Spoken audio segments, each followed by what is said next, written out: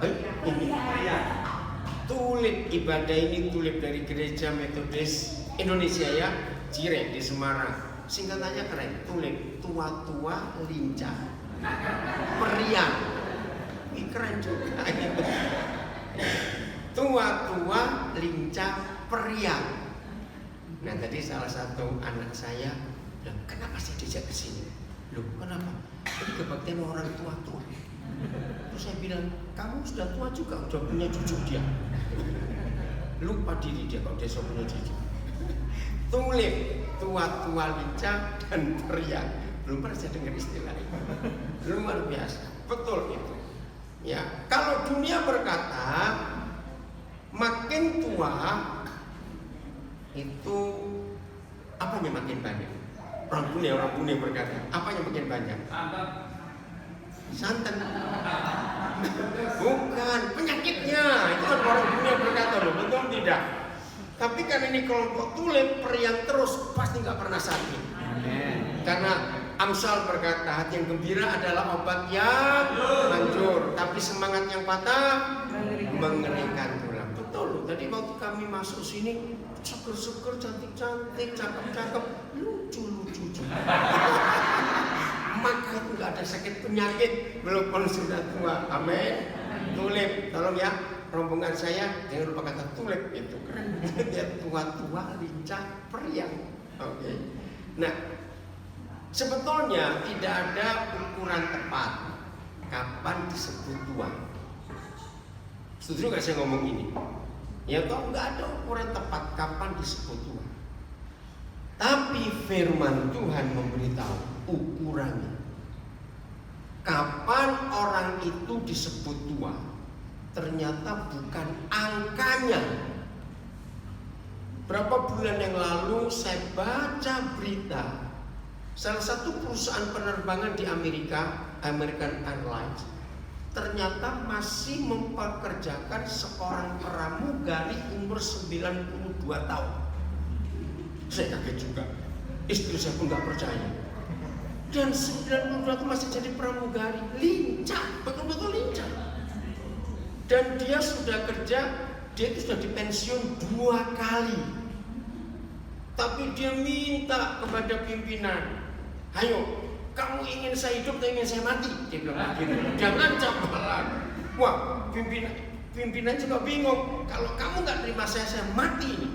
Kalau saya nggak terbang, saya mati. Umur 92 masih semangat melayani apa itu penumpang, dorong-dorong apa itu troli makanan 92 dan itu luar biasa. Nah itulah lincah betul itu. Karena 92. Nah untuk itu kalau ada orang yang umurnya baru kepala 3 tapi nggak lincah, nah itu tua. Setuju saya ngomong? Betul tidak? Kepala 3 kok nggak lincah, kepala 8 masih lincah, nah itu mudah. Oke kita buka ayatnya. Mazmur 92 ayat 14. Inilah ukuran Alkitab tentang orang tua, bukan angkanya, ya bukan angkanya. Nggak ada di PowerPoint, tidak ada. Ada kalau ada, coba supaya bisa baca sama-sama. Wah seru sekali. Ini ukuran tua di Alkitab. Udah, Mazmur 92 ayat 14. Ayo yang sudah buka Alkitab atau kita tunggu, kita baca sama-sama. Ini sungguh-sungguh luar biasa. Musa umur berapa mulai melayani? Ayo, Musa umur berapa mulai melayani? Lah ayo, Musa, masih nggak tahu Musa? Umur 80. Itu baru start pelayanan.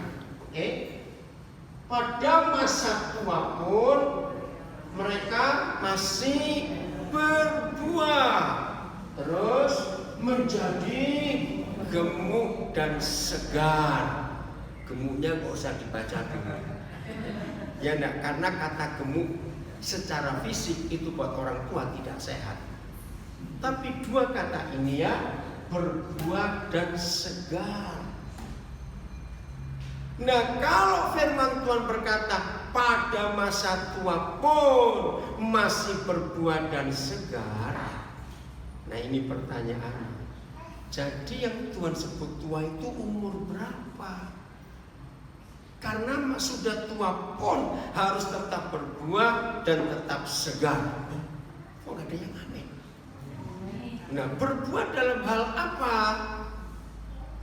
Bukan punya anak lagi, jangan. Bukan itu. Tapi kata berbuah itu, kita akan lihat tulisan Rasul Paulus. Filipi 1 ayat 22. Filipi 1 ayat 22. Noni, kenapa kamu ribut? Jangan ribut ya. Terima kasih. Ada Filipi 1 ayat 22. Roh Kudus tolong kami supaya kami di usia tulip ini kami tahu hidup itu seperti apa yang sesungguhnya dalam nama Yesus. Tetapi jika aku harus hidup di dunia ini, pelan-pelan. Kalau kita melihat pernyataan Rasul Paulus seperti ini, tetapi jikalau aku harus hidup di dunia ini, berarti sebetulnya dia itu ingin hidup dan ingin mati. Coba baca. Tetapi jika aku harus hidup di dunia ini, ingin hidup dan ingin mati. Ingin mati. Kenapa? Lihat ayat 23. Dia tahu, ya. Aku tidak tahu, ya. Aku didesak dari dua pihak. Ada desakan dari dua pihak. Satu, aku ingin pergi teruskan dan dia bersama-sama dengan Kristus itu memang jauh lebih baik.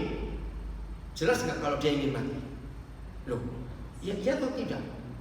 Sebab dia tahu kalau dia mati dia kemana? Tapi, nah dia ngomong ayat 24. Tetapi, tetapi lebih perlu untuk tinggal di dunia ini karena kamu. Nah inilah ukuran tua di hadapan Tuhan, bukan angkanya, tapi hasil hidupnya. Pelan-pelan ya. Tahun 92 bulan Desember, saya menghadiri ibadah pemakaman seorang teman saya Tuhan hebat, namanya Jeremia Rim. Waktu itu dia meninggal umur 42 tahun. Dia penginjil hebat di Indonesia. Kalau saudara pernah tahu Gelora Bung Karno, Senayan di Jakarta, pendeta penginjil pertama di Indonesia yang pakai untuk kebaktian Yeremia 1 April tahun 85. Tahun 85 belum apa-apa gereja-gereja di Indonesia. Berani orangnya. Nah yang khotbah di ibadah penghiburan malam terakhir sebelum besok dimakamkan, Pendeta Dr. Stephen Tong. Nah ketika Pak Tong khotbah itu, saya hadir, dia ngomong begini.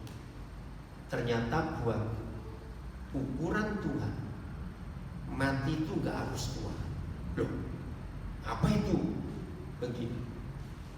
Buat Tuhan, umur angka itu bukan ukuran, tapi hasil dari hidup.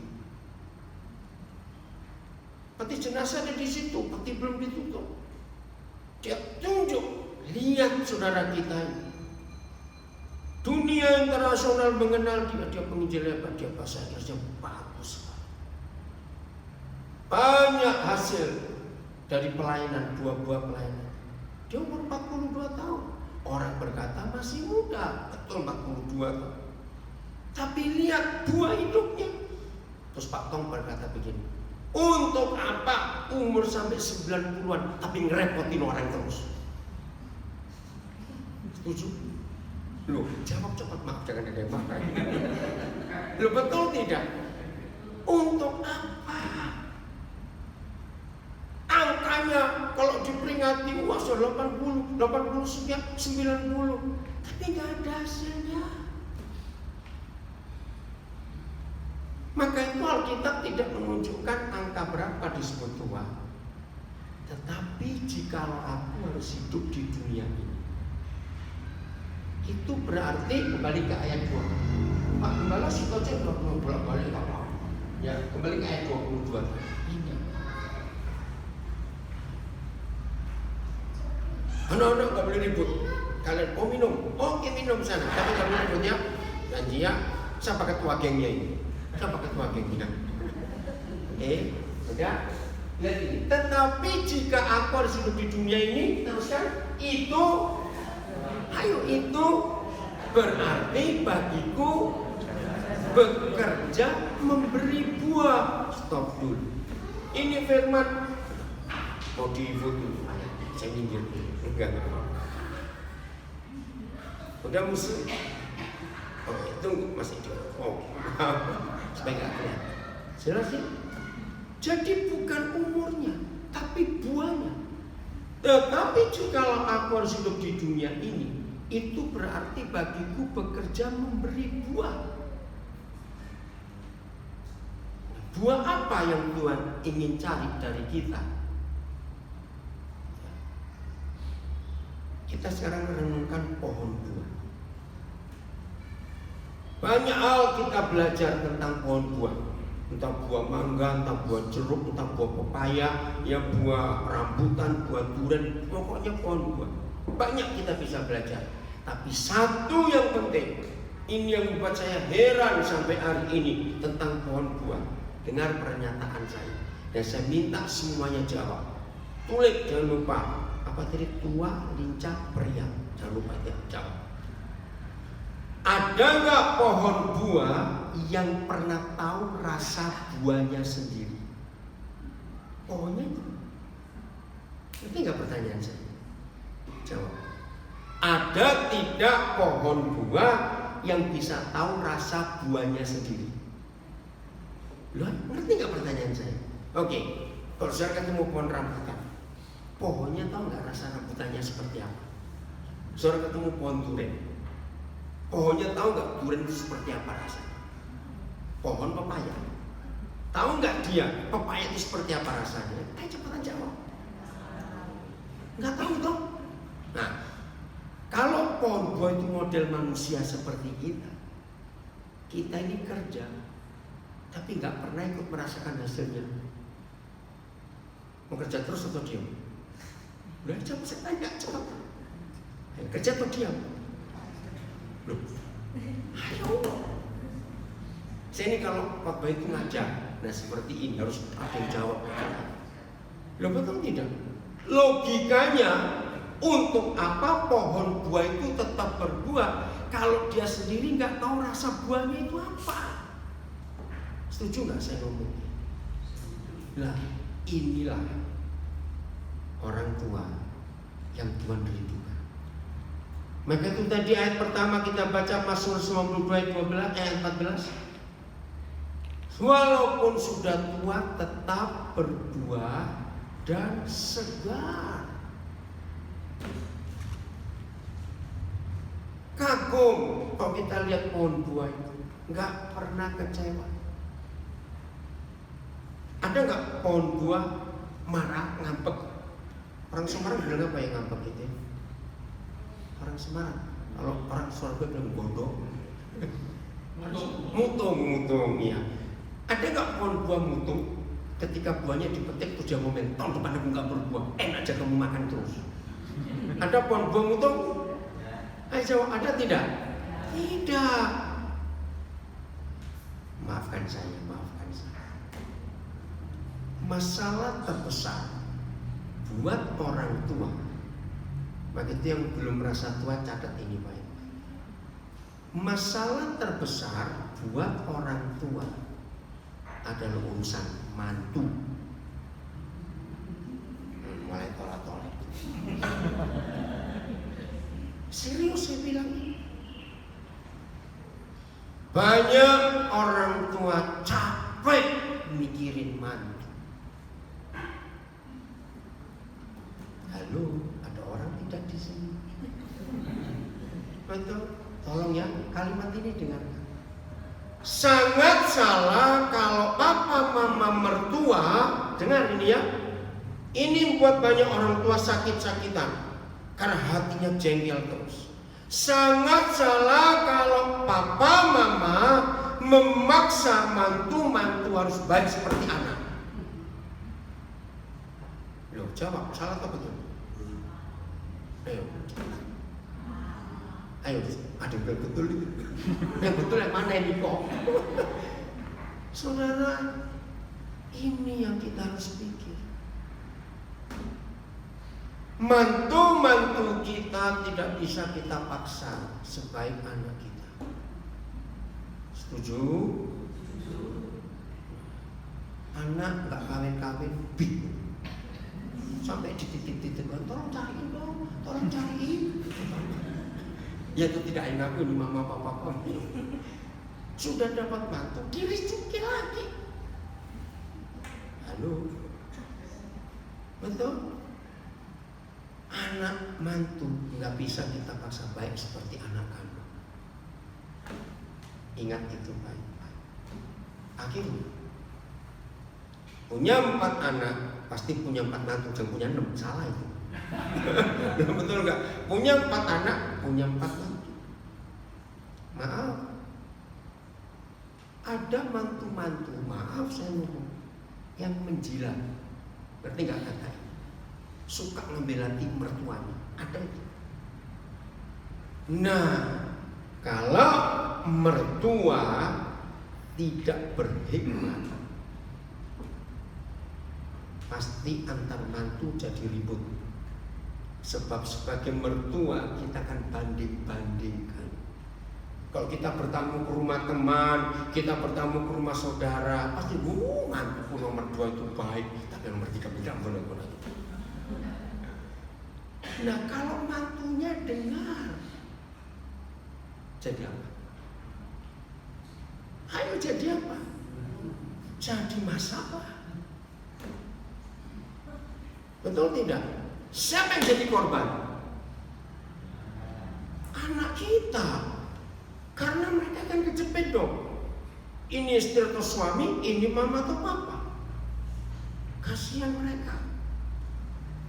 Maka itu usia tulip, tetaplah berdua walaupun mantu kita kurang ajar. Enggak ada yang amin. Jadi pohon buah gitu loh maksudnya. Betul? Awas, jangan sampai hampir tiap hari ngomong. Pokoknya kalau mama mati, bagian terbesar untuk mantu yang baik. Awas seperti itu. Loh, kan Pak Buyi kemana? Kamu belum mantu lah, masih jauh mantu. Loh, betul nggak? Akhirnya kan yang mantu lain kan jadi bagaimana? Setuju nggak saya ngomong ini? Renungkan baik-baik. Maka itu jangan jadi orang kaya. Puji Tuhan, masuk. Papa mana nggak ikut? Jerry nggak ikut. Oh ya, coba cina pada tempatnya. Nah ini tadi yang saya sebut anak saya itu suami yang gak datang. Cito, nanti kamu harus cerita. Ini cucu saya yang baru lulus dokter, luar biasa. Mana tempat depan sih? Iya. Adikmu gak di bawah apa? Oh.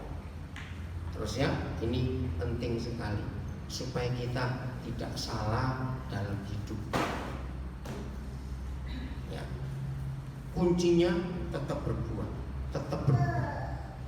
Walaupun kita nggak pernah merasakan itu. Ya. Menurut ibu bapak saudara-saudara semuanya, enak menjadi orang kaya atau orang yang cukup? Cukup jawab.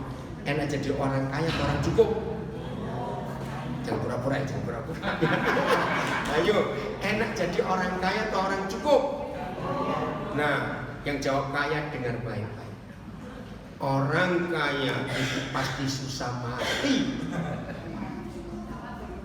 Dengar, orang kaya pasti susah mati. Maka itu Tuhan Yesus berkata, siapa yang susah masuk surga?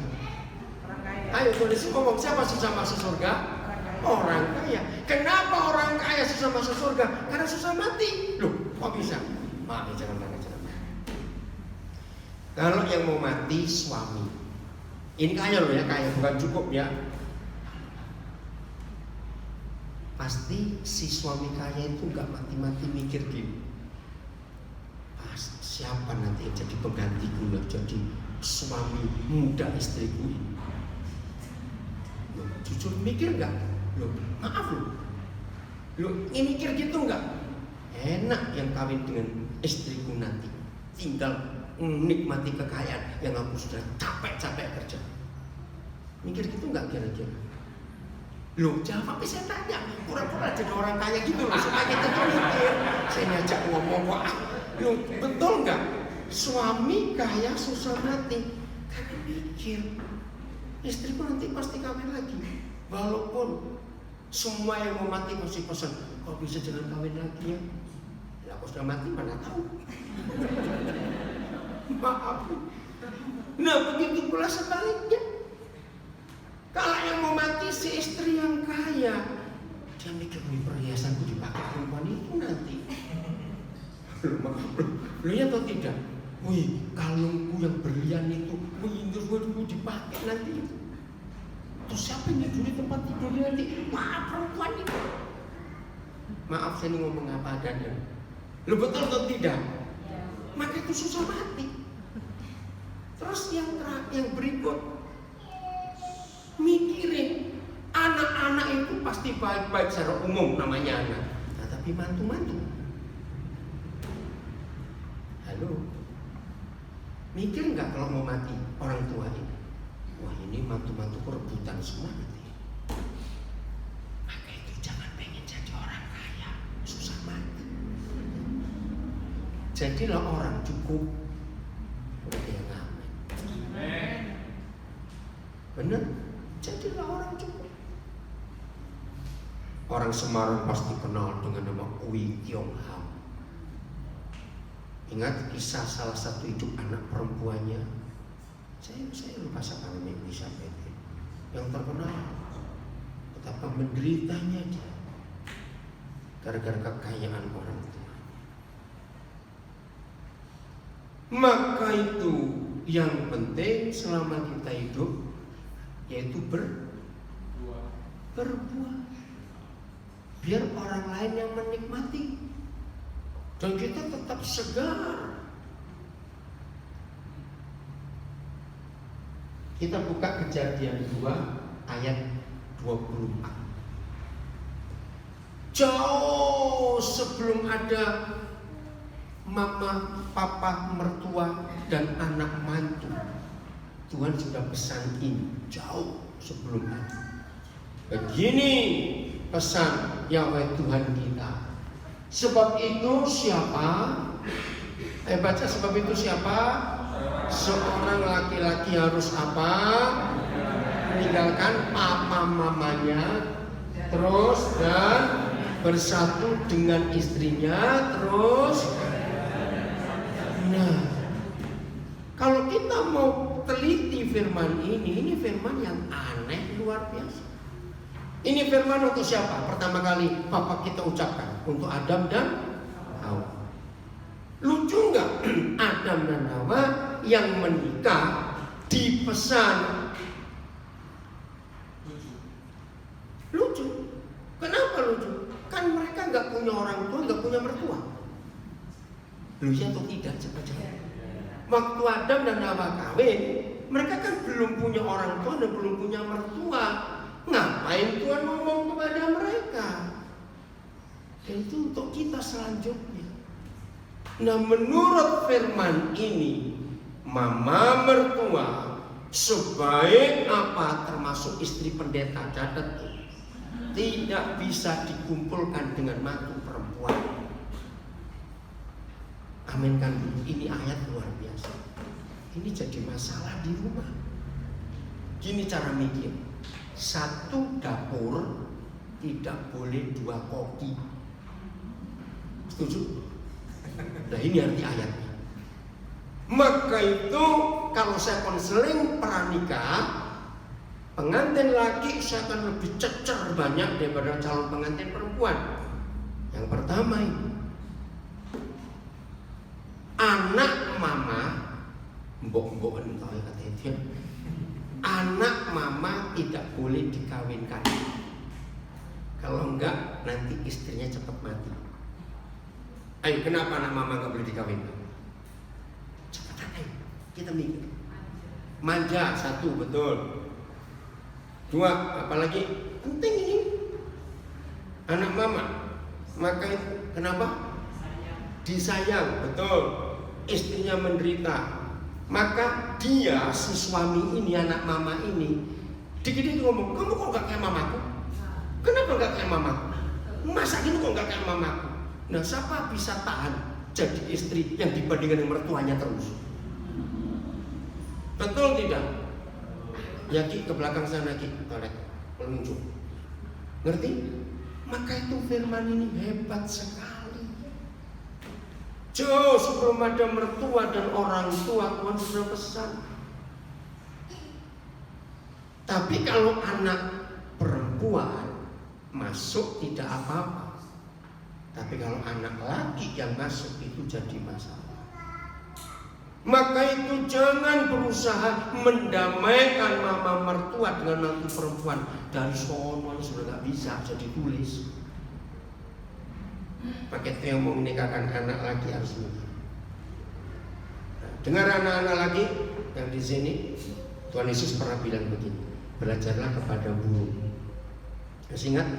Nah, salah satu yang kita pelajari dari burung adalah ternyata tidak ada burung jantan berani kawin sebelum buat sarang dulu.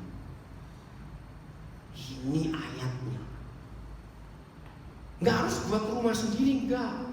Mau kontrak boleh, sewa boleh, pinjem juga nggak apa-apa. Pokoknya anak laki keluar. Ya tapi kan mama sudah tua, tinggal sendiri.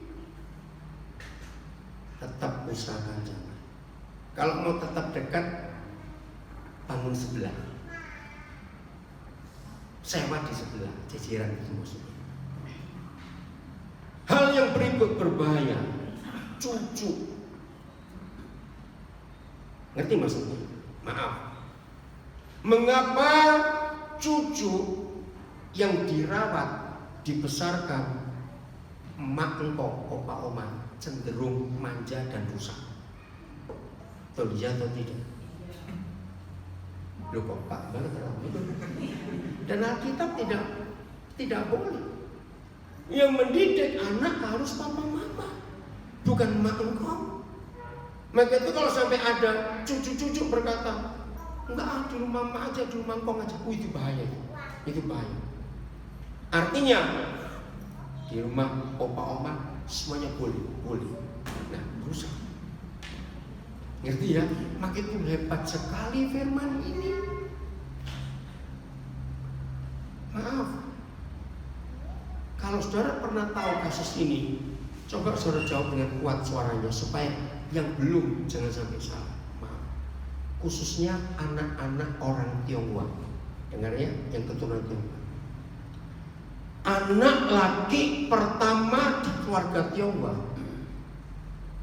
Dan buat orang Tionghoa istilah cucu dalam. Tahu ya kan cucu dalam? Yang meneruskan marga.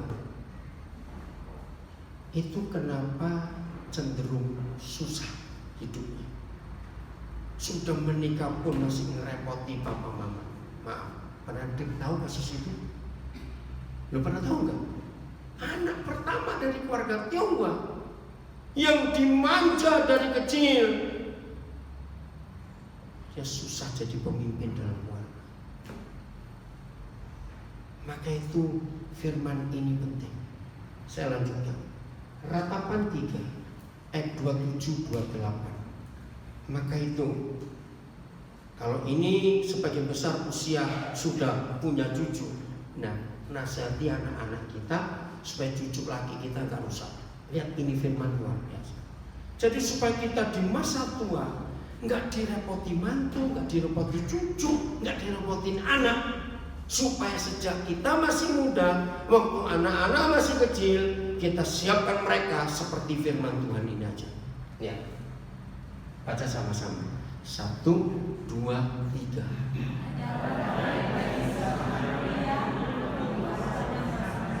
Nah, apa kata yang memikulku? Kata lainnya, ikut tanggung jawab. Adalah baik bagi seorang pria. Kenapa bukan anak perempuan, tapi anak laki?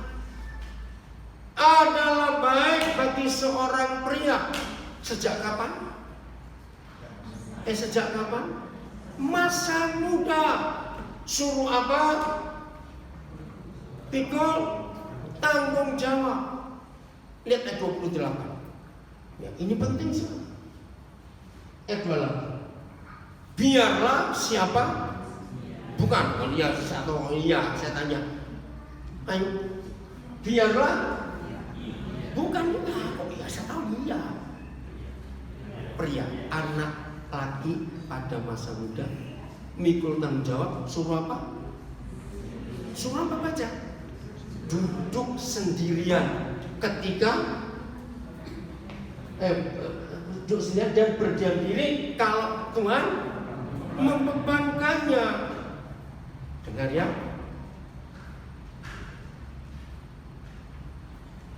Mama wajar kalau sayang pada anak. Wajar tidak? Yang melahirkan, yang mengandung melahirkan. Maka itu ketika sejak kecil anak-anak begini diperlakukan. Mau buat ini, gak usah, biar mama saja. Mau kecil, biar mama saja. Gak usah, biar mama saja. Nah ini anak calon rusak. Karena tidak diajar untuk mandiri dari kecil. Betul tidak? Nah, apalagi kalau cucu itu mirip engkongnya kalau laki. Ini mirip engkong ini, udah mirip engkong, habis. Yang satu mirip emaknya, yang kalau cucu perempuan, wah ini mirip emak. Minta apa saja dituruti gak? Ayo jawab cepat. Nah itu yang rusak. Maka itu mama-mama, anak-anak laki kita biar mandiri sejak kecil. Maka itu kalau saya bicara pada anak-anak remaja, dengan anak remaja di sini, 3 hal yang kamu harus lakukan, khususnya laki-laki, setelah umurnya 15 tahun ke atas. Kalau mau turun mulai 13 tahun. 1, dengan anak laki-laki harus bisa cuci pakaiannya sendiri. Tidak boleh pakai mesin cuci dengan. Setuju mama-mama? Ya harus. Kalau enggak mau jadi apa itu anak? Kenapa kita belajar ini? Karena tulen. Betul? Tua, lincah, periang. Bagaimana sudah tua bisa lincah dan periang? Kalau anaknya ganggu terus. Anak sudah umur 40-an. Dikit-dikit apa uang. Anak sudah punya anak lagi, masih punya biaya sekolah. Ada tidak? Bagaimana mau lincah? Loh, betul tidak? Loh, bisa lincah enggak? Kalau sudah tua, anak masih jadi beban, cucu jadi beban juga. Ngerti? Supaya sudah tua tetap lincah dan periang, siapkan dari kecil. Maaf, kalau ada yang terlambat, misalnya, aduh kenapa baru sekarang dengar firman ini? Cucu siapkan diri. Beritahu anak kita, jangan manjakan, suruh baca firman ini. Anak lagi dengar ya, umur berapa kalian dicuci baju sendiri? 13-an ke atas ya. Tidak boleh pakai mesin cuci, awas. Nomor 2, anak laki seumur itu harus bisa setrika sendiri. Awas. Lah, mamanya bilang, jangan nanti terbakar. Biarin, suruh pakai terbakar, dia bakar kok. Loh, kalau bolong cabut tinggal, ya nggak apa-apa, biar dia tahu. Lu serius, bukan kejam. Betul? Lihat tuh tidak cepat. Bagaimana kita bisa lincah? Bagaimana kita bisa periang? Kalau umur 70-an masih terbebani cucu, anak, aduh, sedih sekali. Yang ketiga, anak laki dengan harus bisa masak nasi sendiri. Nah, kalau ini saya jengkel pakai rice cooker, jangan pakai kukusan, jangan agak jamannya pakai kukusan. Nanti awas kamu ya, suka makan nggak bisa makan nasi, saya suruh makan rice cookernya saja. Dengar itu baik-baik. Serius, ajarin mereka. Saya itu dari kecil Ya, saya nggak bisa pakai kukusan karena saya nggak tahu takarannya. Tapi saya suka ngeliwat, tahu ngeliwatnya. Jadi sampai hari ini kalau saya terpaksa saya suka ngeliwat, masih bisa karena diajari saya dari kecil. Ini yang kita harus ajarkan. Ini firman Tuhan. Hebat nggak? Ada seperti ini firman Tuhan. Karena untuk mempersiapkan generasi pemimpin yang akan datang di supaya waktu kita tua, hidup ini bersukacita, riang, berbuah, jadi berkat buat banyak orang. Masa dari muda sampai tua ngurusin anak, ngurusin cucu terus? Banyak nggak orang seperti itu? Nah, karena salah didik. Akhirnya nggak berbuah buat orang lain. Karena anak cucu jadi beban terus. Ini firman Tuhan luar biasa. Mau berubah mulai hari ini? Siapkan cucu-cucu kita untuk jadi orang-orang hebat. Nah, menurut ayat ini, begini cara saya ngetes. Tolong ya kepada cucu-cucu yang gadis, yang sudah mulai umur 17 ke atas, 20-an awal, dan mulai pikir pacar, ajari ayat ini. Tadi di gereja, emak engkong dengan firman bagus sekali.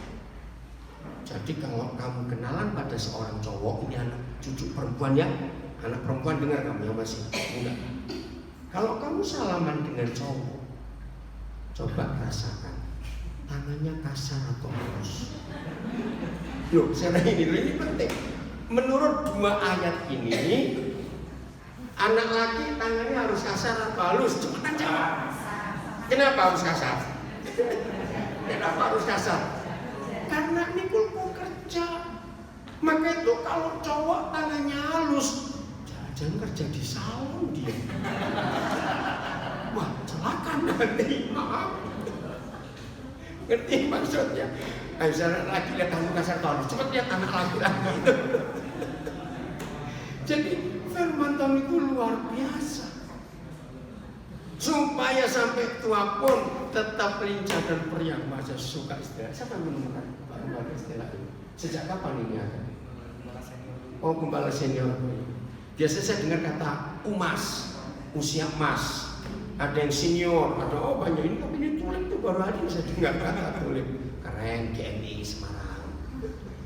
Oke ya, jadi Tuhan ingin sampai tua pun tetap periang, gembira, bisa menghibur banyak orang, jadi berkat. Maaf, saya akan ngomong banyak hal, ya, karena saya banyak terlibat dengan orang tua-tua. Ya. Saya ini sio monyet, betul. Nah, jadi tahun ini sudah lacak lebih saya monyet, dengar ya. Hal berikut, masalah orang tua itu susah tidur. Iya atau tidak? Masalah orang tua itu susah tidur. Ya atau tidak? Cepat jawab. Nah, kenapa? Bagaimana mau lincah dan periang kalau tidur saja susah? Loh, betul tidak? Karena untuk tetap lincah dan periang harus cukup tidur. Tidur itu buat kita orang tua nggak perlu panjang, nggak perlu. Tadi malam saya cuma tidur 3 jam, terus berangkat. Karena tadi pagi dari Manokwari, pesawat saya itu jam 6.50. Jadi 4:30 saya sudah bangun. Nah, karena baru pulang dari kampung, saya tidurnya 1:30, 4:30 bangun. Tadi saya pikirnya mau istirahat, ternyata handphone saya ada masalah. Antri tadi di Pandanaran cukup lama. Ya nggak bisa tidur, tapi saya tetap segar. Nah, tidur buat orang tua itu bukan berapa lamanya, bukan, tapi kualitasnya.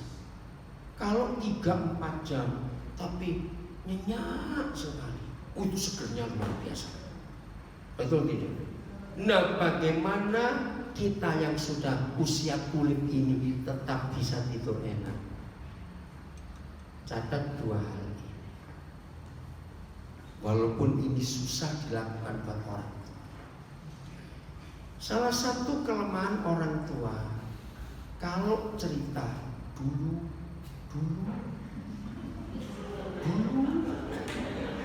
maaf. Ya atau tidak ayo. Loh ya atau tidak jauh-jauh. Nah itu yang mengganggu gak bisa tidur dulu. Filipi 3:13. Maka itu berbahagialah orang tua yang suka lupa. No, nggak amin. Karena kalau banyak lupanya nggak lihat dulu lagi bisa lupa. Ya. Tapi lupanya super positif. Oke? Saudara-saudara, aku sendiri tidak menganggap bahwa aku telah menangkapnya. Ya, menangkap sesuatu. Tetapi ini yang kulakukan, yaitu apa? Aku melupakan apa yang dulu-dulu itu dan dan mengarahkan diri apa yang dihadapi. Nah, supaya usia tulip ini betul-betul tulip, tua, lincah dan meriah, jangan suka menoleh ke belakang. Lihatlah ke depan. Amin kan coba. Jangan lihat ke belakang. Sudah. Sebagus apa yang dulu, sekarang sudah lewat. Apalagi yang jelek dan yang pahit, jangan disimpan terus. Mana lebih mudah, menghafalkan firman Tuhan atau menghafalkan salah orang? Saya tanya ini kok, ayo, mana lebih gampang, menghafalkan firman Tuhan atau menghafalkan salahnya orang? Betul, lebih gampang. Nah ini dia. Padahal tidak ada seorang manusia pun itu menghafalkan salah orang. Ngapain? Betul? Tapi kenapa hafal? Kenapa firman Tuhan kita lupa? Nah ini ayatnya. Yosua 1 ayat 8. Jadi firman ini kita pakai untuk yang salah, maka itu hidup kita jadi nggak benar. Kenapa firman Tuhan lupa? Kenapa salah orang ingat? Karena ayat ini. Janganlah engkau lupa apa? Memperkatakan. Apa kata lain memperkatakan? Ngomongin lagi, ulang lagi. Suruh apa? Tentang apa? Janganlah kita lupa memperkatakan apa? Kitab Taurat, firman ini. Terus, tetapi renungkanlah siang ini. Renungkanlah itunya firman Tuhan. Kapan? Siang dan malam. Dengan demikian, supaya engkau bertindak hati-hati sesuai dengan segala yang tertulis di dalamnya. Sebab dengan demikian perjalanan kita akan apa? Satu, berhasil. Dua, beruntung. Nah ini Mazmur 92 ayat 14 tadi.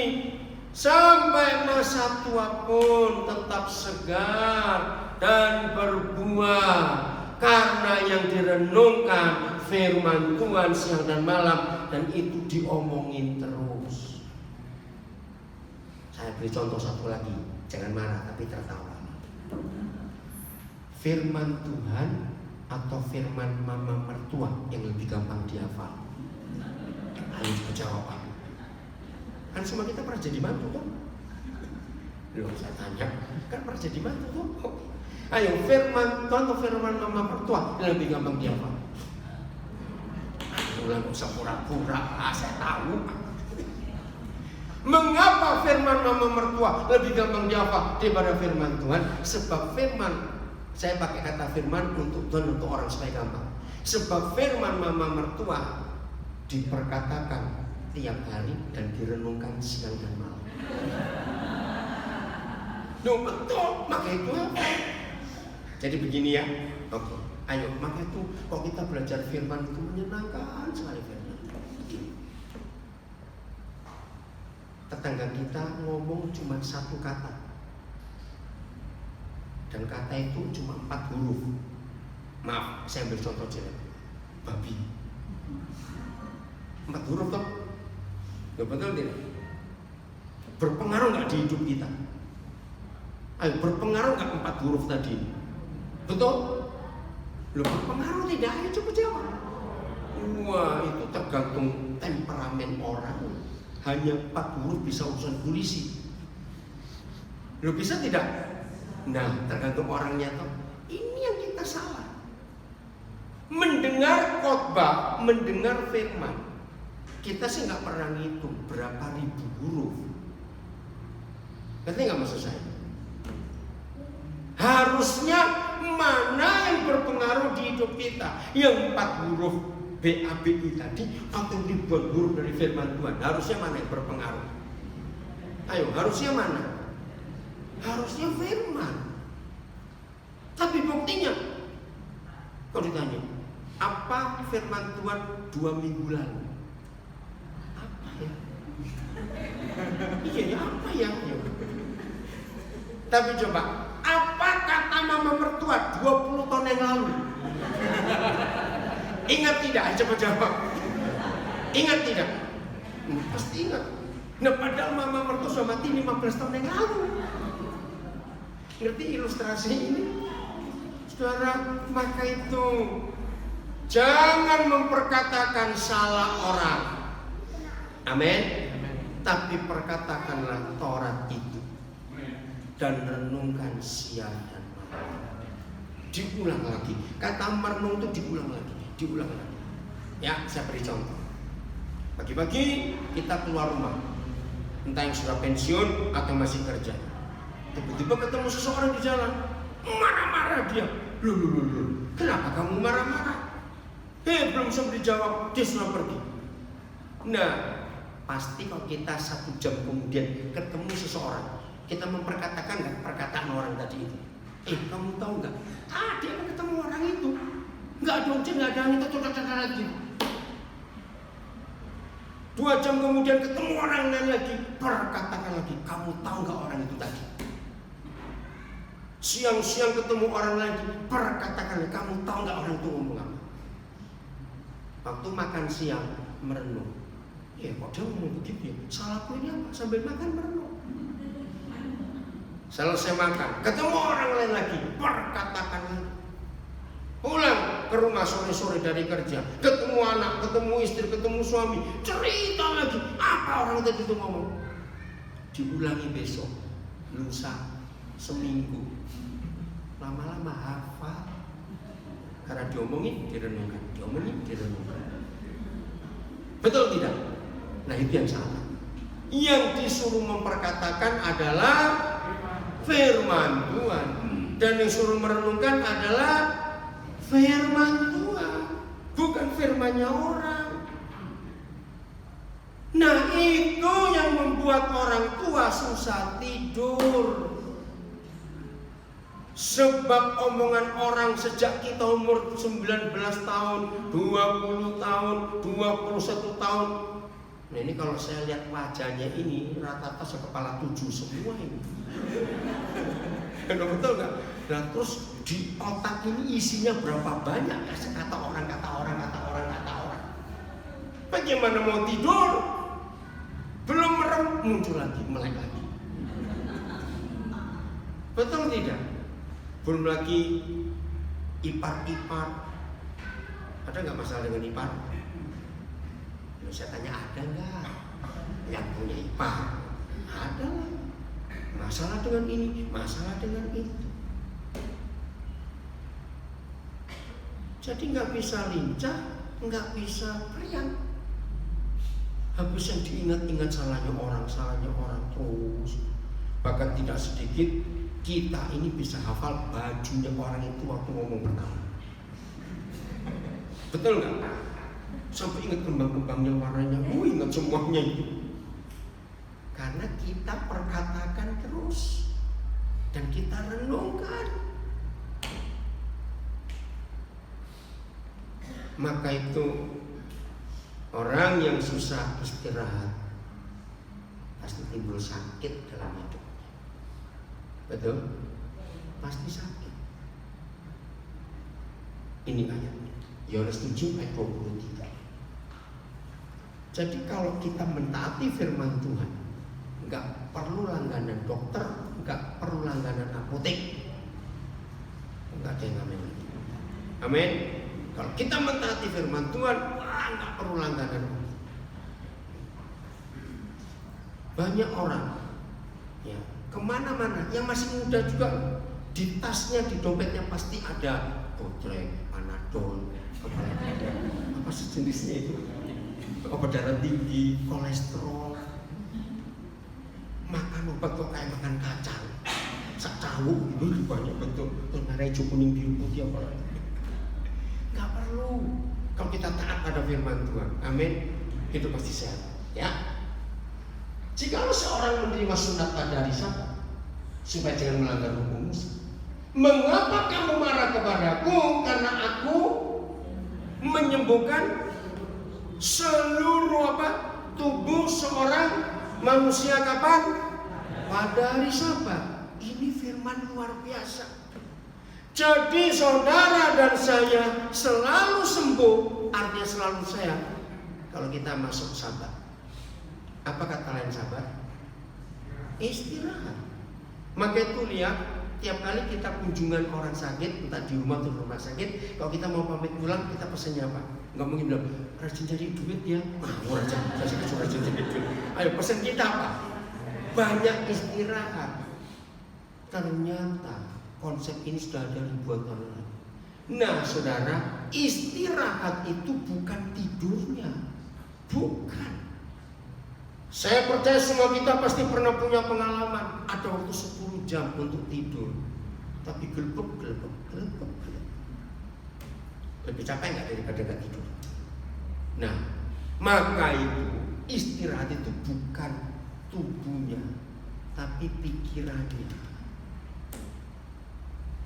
Itu sebabnya kalau orang nggak biasa istirahat, datang ke dokter dikasih obat tidur, obat penenang, supaya pikirannya jangan ngomong terus. Tapi reaksi obatnya habis, ngomong lagi. Akhirnya jadi kecanduan. Padahal istirahat itu penting. Ya tapi gimana bisa istirahat? Masalahku banyak. Sebetulnya hidup itu nggak ada masalah. Loh, buktinya masalah selalu kita yang buat sendiri. Setuju saya ngomong ini? Penyebab masalah nomor 1 adalah khawatir. Ojo. Jangan. Betul? Nah, ternyata ini masalah berikut orang tua. Ternyata makin banyak angka umur kita, jangan-jangannya makin banyak. Baru sakit tenggorokan dikit, aduh, jangan kanker tenggorokan. Yang bilang siapa? Betul nggak? Sering gitu nggak orang tua itu? Lu katanya itu, temanku itu baru mati, dia cuma begini saja. Nah itu dia. Maaf saya ngomong apa adanya. Khawatir itu membuat orang nggak bisa tidur, nggak bisa istirahat. Jangan. Terus gimana ngilangin khawatir? Gampang. Jadilah anak kecil dan tentu papa kita. Betul? Coba ini contoh. Tidak semua kita pernah mengalami hal ini, tapi ini contoh. Misalnya, suatu malam ada papa mama ngomong pada 3 anak yang masih kecil-kecil. Misal umur 10, umur 8, umur 6. Anak-anak, kamu tahu nggak? Kita nggak punya makan, nggak punya uang. Besok pagi kita nggak tahu mau makan apa. Ini jelas papanya ngomong pada anak-anak. Saya tanya saudara, apa reaksi 3 anak? Nangis? Ayo cepetan nangis? Enggak. Terus ngapain? Ayo, coba renungkan. Ini penting. Anak itu ngapain 3 anak ini? Main, lompat-lompat, kejar-kejaran. Apakah kita marah? Anak-anak gak tahu diri, dia nggak punya uang. Kenapa senang-senang terus? Yang goblok ya papa mamanya kalau begitu. Mengapa anak-anak nggak pernah punya rasa khawatir walaupun papa mamanya ngomong nggak punya duit besok makan apa? Sebab anak-anak percaya papa mama pintar, bisa cari lagi. Bukan urusanku. Nah seperti itu seharusnya kita dengan papa di surga. Amin. Ada papa yang baik, khawatir serakah. Loh, kok nggak jauh sih? Ya atau tidak? Ya sudah. 1 Petrus 5 ayat 7. Coba lihat ayatnya. Jadi serahkan supaya tidurnya itu enak. Coba, saya akan ajari cara mengatasi khawatir. Sebutkan 3 hal yang sering buat khawatir. Yang setelah kita baca ayat ini. Ayo kita baca sama-sama. 1, 2, 3. Serahkanlah apanya? Kekhawatiranmu kepada Tuhan, karena Ia. Nah, berapa macam khawatir? Segala. Jadi khawatir itu banyak atau sedikit? Banyak, macam-macam. Khawatir nanti ompong. Lalu satu ompong kok khawatir ngapain? Maaf. Kalau satu sudah nggak usah khawatir ompong. Oke? Aduh, aku khawatir nanti kalau rambutku putih gimana? Ya supir tuh kok repot. Maka itu disebutkan 3 hal yang seringkali buat kita khawatir. Coba. Khawatir apa ya? Apa? Sakit, betul. Nomor 2 apa? Mati. Gak enak. Pak Pendeta Jeffrey ngawur aja ngomong. Oke, mati. Nomor 3. Saya ajarin nanti cara menghadapi khawatir. Sakit, mati apa? Nggak punya uang. Waduh, ini yang saya tunggu-tunggu ini. Oke, sakit. Orang sehat, ngerti katanya? Jadi sehat, tenang. Tapi khawatir sakit, jadinya sakit. Siapa yang goblok? Kamu sehat kok khawatir sakit. Loh, katanya itu loh, kalau sini sunut-sunut itu pasti kolesterol. Katanya, bukan dokter itu sombong betul. Celut-celut sininya karena salah bantal kok kolesterol. Kok usah dikhawatirin. Aduh, katanya itu loh, kalau gampang kencing itu prostat atau kencing manis. Lo kaki mobil kencing terus dong. Jadi sudah, sakit itu gak usah dikhawatirin. Betul? Ada Tuhan. Yang penting 3 hal untuk sakit. Maaf ya, sini kalau ngomong apa ada. Alkitab ini buku kesehatan yang luar biasa. Dengar ya. 1. Asal cangkem mojong geragas. Pasti sehat. Setuju? Asal mulut jangan rakus. Toko dimplok. Itu buat nggak sehat. Alkitab itu ngajarnya betul ya. Yang ini jangan dimakan. Yang ini boleh. Lo betul nggak? Tulisan itu usianya lebih dari 3.500 tahun yang lalu. Musa yang nulis. Nomor 1, asal mulut kita tidak rakus, jaga. Apalagi yang usianya sudah mendekati kepala 5. 2 hal penting. Minyak, lemak, dan karbohidrat kurang. Apalagi daging-daging itu. Betul? Nggak akan sakit. Nomor 2, Alkitab berkata hati yang gembira adalah obat yang manjur. Saya buktikan. Siapa pernah meneliti, ternyata orang gila jarang sakit. Loh, betul nggak? Pernah lihat nggak? Loh, itu fakta. Coba lah yuk. Dulu masih muda, si gila itu sudah gila. Kok masih ada sampai sekarang? Loh, iya atau tidak? Karena orang gila menghadapi ayat itu. Nggak punya ATM. Tidur, nggak peduli. Loh, iya atau tidak? Tapi jangan gila dulu baru sehat, enggak, jangan. Pokoknya hati yang seneng. Ini nomor 2. Nomor 1 apa tadi? Ojo geragas. Itu. Nomor 2, gembira, lincah, riang, periang tadi itu. Nomor 3, jangan suka ngerasani orang. Ayo, maaf ya. makin tua usia kita, itu ternyata teman kita makin banyak dikumpulkan. Betul tidak? Nah, makin banyaknya teman itu yang jadi rusak. Jangan punya banyak bahan ngerasani. Oh, yang ini begini, yang itu begini, terus saja. Jadi nggak sehat hidup itu. Amsal menulis, hidup dan mati dikuasai lidah. Betul? Maka itu jangan suka salah ngomong. Ngomong yang baik-baik, gak usah. Kalau diajak orang ngerasani orang, jangan mau. Betul kok, jangan. Ayo ngomong yang lain. Nah, maka itu yang sudah usia tulip tapi suka kulaan gosip bertobat. Ada nggak orang suka kulaan gosip? Nah itu dia. Apalagi kalau gosipnya ada tambahan, saya beritahu kamu ya, tapi jangan kasih ke orang lain. Ojo, apa gitu dia. Satu kali Roh Kudus ngajar saya, Daniel, kalau satu kali ada orang ngomong begitu, lepaskan sepatumu, terus tampar pipi kirinya 17 kali, pipi kanannya 20 kali. Kenapa Tuhan? Dia ngajari saya, betul. Perhatikan perkataannya. Aku kasih tahu kamu, tapi jangan kasih tahu orang lain. Berarti saudara orang atau bukan dulu tadi? Loh, tadi kan omongannya, aku kasih tahu kamu, tapi jangan kasih tahu orang lain. Kalau saudara menerima, berarti saudara kucing. Sebab yang tidak boleh tahu itu orang. Oh, ya tahu. Oh.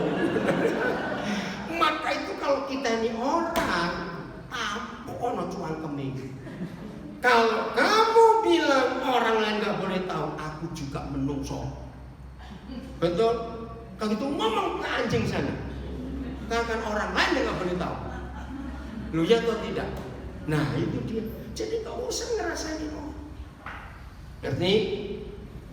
Sakit sembuh kalau kita gembira. Sudahlah. Yang jangan dipikiri. Saya mau beri bukti satu lagi. Sampai umur kita sekian ini, sudah pengalaman nggak dengan khawatir? Sudah pengalaman nggak dengan khawatir? Sudah. Nah, dengar pertanyaannya ya, ayo kita mikir baik-baik. Selama kita hidup, kita nggak pernah hitung berapa juta khawatir yang kita pernah hadapi dari umur 20-an sampai umur sekarang. Pertanyaannya, yang kita khawatirkan itu kebanyakan terjadi atau tidak? Tidak, saudara. Dalam psikologi dikatakan yang kita khawatirkan itu nggak sampai 2% terjadi, itu tidak, kecil sekali. Nah seharusnya kita kan pengalaman, dulu sering khawatir nggak terjadi, ngapain kita khawatir terus? Betul, jadi sakit enggak. Nomor 2 apa tadi? Mau takut mati. Loh Pak Jeffrey kemana kok hilang? Kolose 3 ayat 3. Nah, yang takut mati ini baca ayat. Kolose 3 ayat 3. Ayo baca sama-sama. Kalimat pertama, kata kamu ganti nama kita sendiri. Mudah-mudahan di sini ada yang lupa namanya sendiri. Tahu kata kamu gini, sebab Daniel telah mati, gitu ya. Ayo 1, 2, 3. Sebab, jangan bilang kamu, namanya sendiri gitu loh. Ulangi, 1, 2, 3. Sebab, ya. Luar biasa. Jadi kita telah mati. Lucu nggak orang sudah mati takut mati? Lu jauh kamu. Lucu nggak? Bukan, goblok. Kalau sudah mati kok takut mati. Maaf di sini kalau ngomong nggak adanya. Ini firman luar biasa. Sebab aku ini telah mati di dalam Kristus. Hidupku tersembunyi. Jadi siapa yang di luar kita? Tuhan Yesus. Kita tersembunyi. Renungkan. Kalau kita di dalam Kristus, sama seperti apa yang terjadi dengan kita kalau kita masuk di Istana Negara di Jakarta? Aman tidak? Nah, Kalau saudara dan saya sudah di dalam Kristus, ada enggak setan goblok dan setan nekat berani ngerebut kita? Ngerti nggak pertanyaannya? Ada tidak? Oh, coba jawab, ada tidak? Enggak. Nah, kalau setan goblok dan nekat aja mikir nggak berani ngerebut, berarti setan pintar lebih mikir lagi. Itu maksudnya. Amin. Wah, ini Pak Pendeta Jeffrey baru jawab pertanyaan takut mati tadi. Pak Jeffrey, oke, karena ada jemaat yang meninggal. Ini loh Pak Jeffrey, kita nggak perlu takut mati sebab kita telah mati. Jadi kalau hidup kita di dalam Kristus aman. Amin. Amin. Maaf, saya cuma tanya, jujur ya, siapa di ruangan ini yang belum pernah naik pesawat terbang? Bisa tanya loh. Jangan bilang, ya wes, ajan sesuk ya. Enggak, saya nggak ngajak, enggak. Ayo, ngerti Pak? Ini contoh. Saudara, buat saya, semua pesawat terbang sebagus apa? Itu istilah saya, itu peti mati terbang. Loh, atau tidak? Karena kalau kecelakaan kereta api, bis, kapal laut masih bisa menyelamatkan diri sendiri. Dan pesawat kecelakaan terus memandek di mana? Loh, betul nggak? Maka itu setiap kali kita masuk pesawat disambut pramugari atau pramugara, selamat datang, begini duduk kursi mana. Begitu kita duduk terus masang sabuk, cekrek, itu kita langsung ngomong, pilot, ini nyawaku, terserah kamu. Loh, betul nggak? Loh, kok berani, kok nggak khawatir? Kepada pilot yang kita nggak kenal. Seger sudah pernah naik pesawat? Berhasil nggak? Ayo, itu anak saya takut naik pesawat. Sudah berhasil belum naik pesawat? Sudah. Sudah berapa kali naik pesawat? Saya dengar dia takut naik pesawat. Oke. Nah, nggak usah khawatir. Sebelum balik terbang berarti kita nggak usah khawatir. Kalau kepada pilot yang kita nggak kenal berani menyerahkan diri, kenapa kepada Yesus yang luar biasa kita nggak berani menyerahkan diri? Amin. Jadi mati bukan masalah. Terakhir, nggak punya uang. 1000% salah kalau kita berkata tidak punya uang itu masalah. Loh, salahnya di mana? Kalau saudara berkata, saya nggak pernah berkata nggak punya uang nggak masalah, karena saya sering nggak punya uang. Kenapa? Logikanya, kalau orang berkata nggak punya uang itu masalah, berarti orang yang punya banyak uang nggak punya masalah. Salah atau betul? Ngerti? Loh, jawab. Saudara pelan-pelan ya. Tadi saudara katakan nggak punya uang itu masalah. Buat saya tidak. Kalau saudara berkata nggak punya uang itu masalah, berarti orang yang punya banyak uang nggak punya masalah. Betul, orang punya banyak uang nggak punya masalah? Nah, berarti mana dong yang namanya masalah? Ini dia. Kita seringkali nggak mau belajar. Ternyata masalahnya bukan pada uang, pada hati dan pikiran ini. Bisa berkata cukup atau tidak.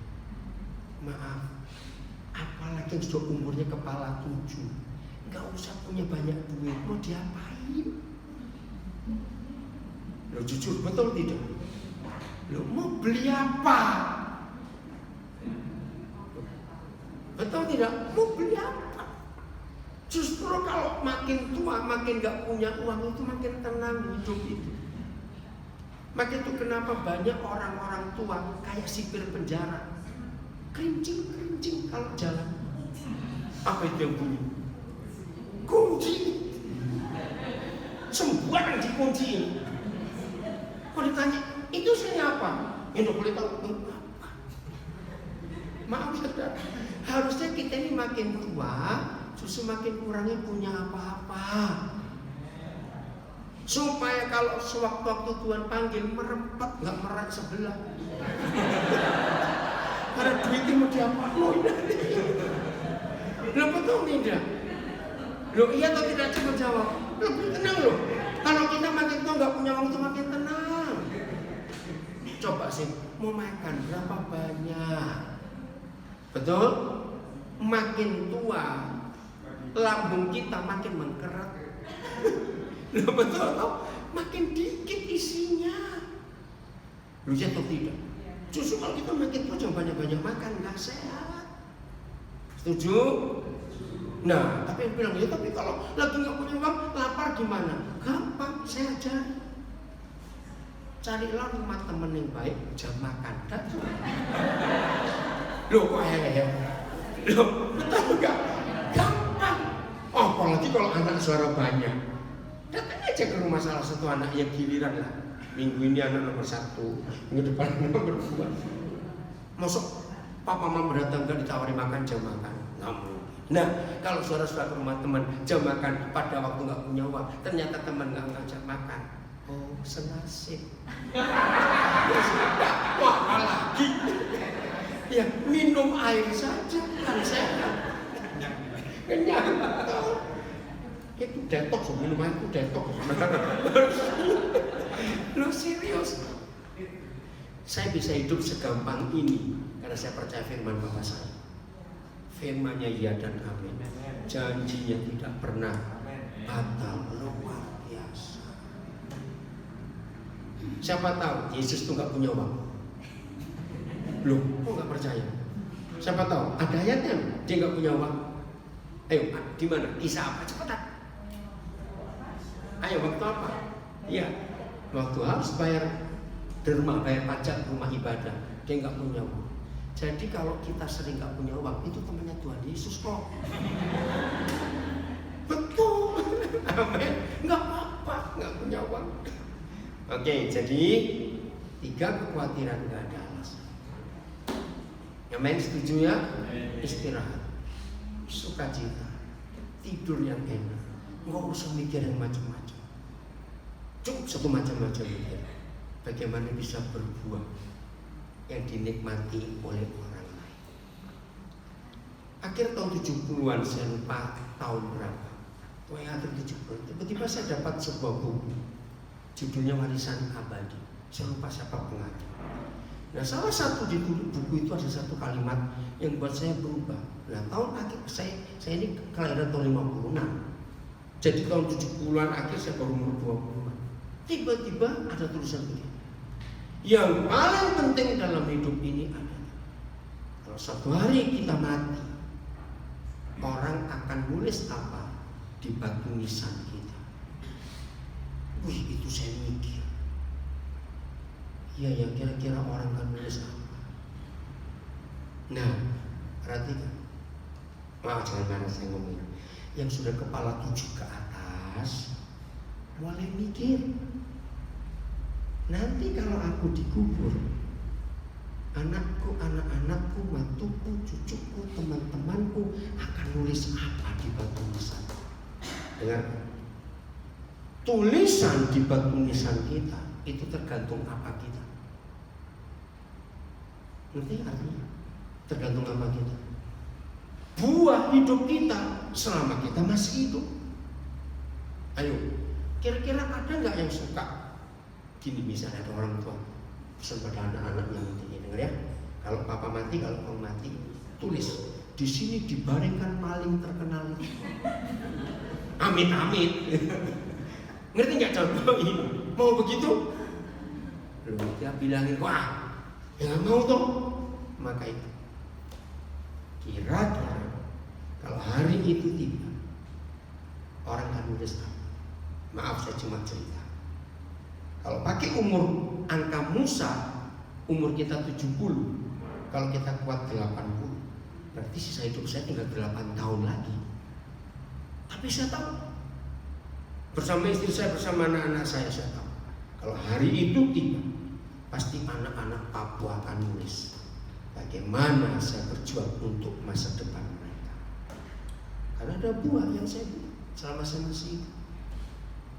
Maka itu mangkong, opa oma yang berbahagia, nggak usah tiap hari nimbangi emasnya. Ada nggak orang tua nimbangi emas terus? Banyak, takut hilang, menghitungi beriannya. Apa nggak capek? Ada orang tua begitu. Ada orang tua kalau nganggur bukain lemarinya. Ini bajuku dari tahun 74 dikasih orang dari Italia. buka lemari sebelah, terus gitu aja. Ada nggak orang tua seperti itu? Untuk apa? Terus kalau hari itu tiba, mau diapakan barang-barang itu?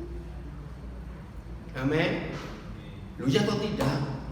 Maka itu hidup ini yang penting adalah sampai tua tetap segar dan berbuah, dan buahnya dinikmati oleh orang lain. Amin. Itu kesukaan yang luar biasa. Mau berubah mulai hari ini? Betul-betul mau jadi tulip? Karena kata tulip itu keren, tua, lincah, periang. Bukan berarti lincah suka lompat-lompat tiap hari, jangan. Lain itu ceritanya. Oke ya, nyanyi lagi dulu. Ya, hidup ini ada kesempatan. Nah, ini digubal seorang pendeta dari Maluku. Aduh, saya lupa namanya siapa. Ya, Wilmus siapa? Ketika anaknya yang masih umur 20-an meninggal, di situ bapak ini kaget. Ternyata masih muda pun bisa meninggal. Nah, selesai pemakaman, keluar kata-kata ini, hidup ini adalah kesempatan. Dan lagu itu jadi berkah buat banyak orang. Nyanyi lagu itu ya, supaya kita tahu apa yang kita mau buat selama kita masih hidup.